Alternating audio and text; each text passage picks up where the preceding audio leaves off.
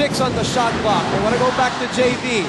4 on the shot clock. JV, nowhere to go. He forces up a shot. Yes!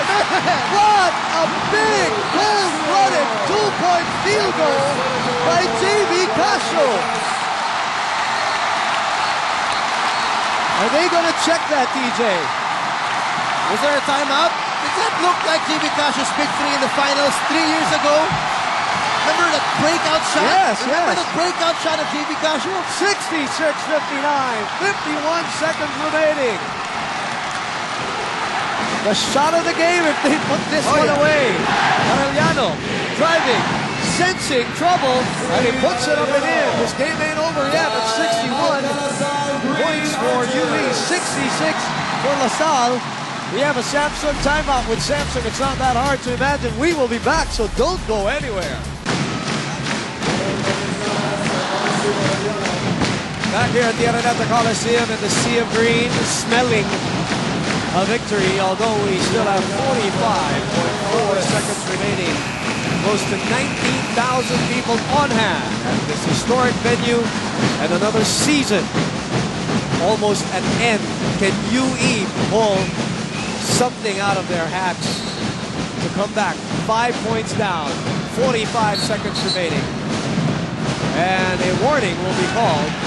No, I think it's just a warning. The players want the technical, but a warning will be called for delay a game. They haven't gotten a warning. Yes. They saw what they were running on this inbounds play. Here we go. JV Casio getting the ball back. UE, I think, trying to foul him. They do. JV Casio today, 14 points, 5 out of 14 from the field, and he is 2 out of 3 from the line. Hey, you know, I wonder, is it a little too early to foul? We'll see. Here's my question, TJ, as you ponder on that point. JV Casio was the guy who missed the free throw in that UE La Salle second the last game. 14th win of UE that could have won it for La Salle in regulation. He makes 2 of these. Probably will be retribution for him. I'm sure that's what he wants. 67, 61. 3 out of 4 from the line for JV Casio. The 4th-year player for Coach Franz Pumaren. And the best 3-point, make that best free throw shooter at 78%. The best for De La Salle. And at 40.7 seconds, we have another Samsung timeout with Samsung. It's not that hard to imagine. Mr. Pilo Pumaren right beside Manong Derek, right behind the bench of the UE Red Warriors, who are staring at a 7-point lead, 68-61. Mark Corporan doing the honors, sending it over to Marcy Arellano. And Arellano finds the hole, but doesn't get the roll. They get the ball back. As Mike Hoffer was challenged on that rebound by Canizares. Fresh shot clock, but it doesn't matter anymore to them. They just need time. TJ, in the second half, the starters of La Salle outscoring the starters of UE 20-18. We were talking about that earlier. That's big for La Salle. They only had 6 points combined at the half. Casio is the star of that stat right there as Martinez throws up a 3. Nothing there. Meyer Hopper taps it. There's a foul. Yep, a foul will be called on an archer. It will be Cholo Villanueva. At 28 seconds remaining.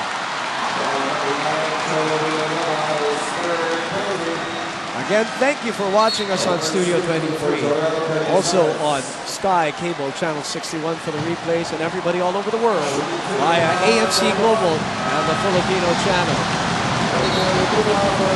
And boy, the half of the Araneta is roaring and stomping right now as Mark Corporan, who missed earlier, 0 out of 2 from the line, is trying to do it again.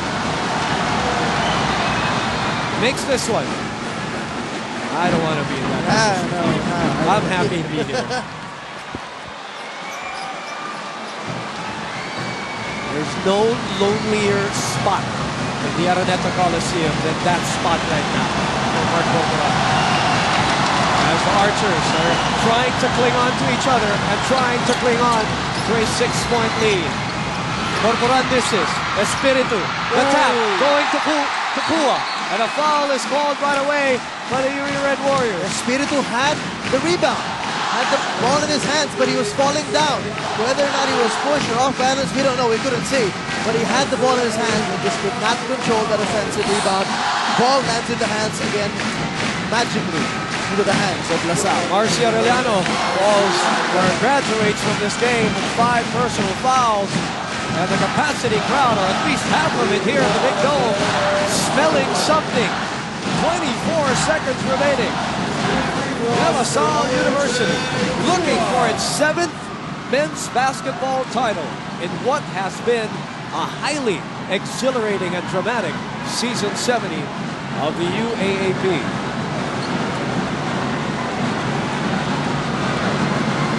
O.J. Kua coolly sinks the first free throw. And this guy is a 29% shooter from that area.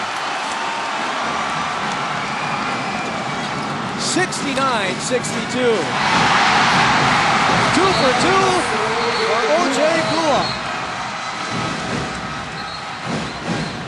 24 seconds, 8-point lead. TJ, your thoughts? Well, mathematically it's still possible, but at the rate UE has been playing, at the rate their confidence has been going down here in the crunch, it looks like another magical championship for La Salle. Corporan throws up a 3. Cañizares puts it right back, and it's still no go. But a foul called. A foul called to the UE Red Warriors. Didn't I say a magical championship for La Salle? Did you see those missed layups for UE? Did you see how those layups were missed? Crawling out of the rim. Yes. That layup of Cañizares, the layup earlier of Marcia Arellano. 70-62. 14.9 seconds remaining. How about the story of De La Salle University? Starting off strong with 3-0, and then meeting UE, they got blown out of the court. And then from there, they were looking like they were at number 4 and number 5 in the team standings, all of a sudden ending up with the second spot and the twice-to-beat advantage. Thanks to something that was not their doing, Ateneo losing to NU. And now they are 14.9 seconds away from euphoria here at the Araneta Coliseum. Martinez puts up the shot with 8.4 seconds remaining. Meyerhofer will be fouled by Joel Cañizares in a 7-point lead for De La Salle University. Put in perspective, DJ, the campaign of the UE Red Warriors.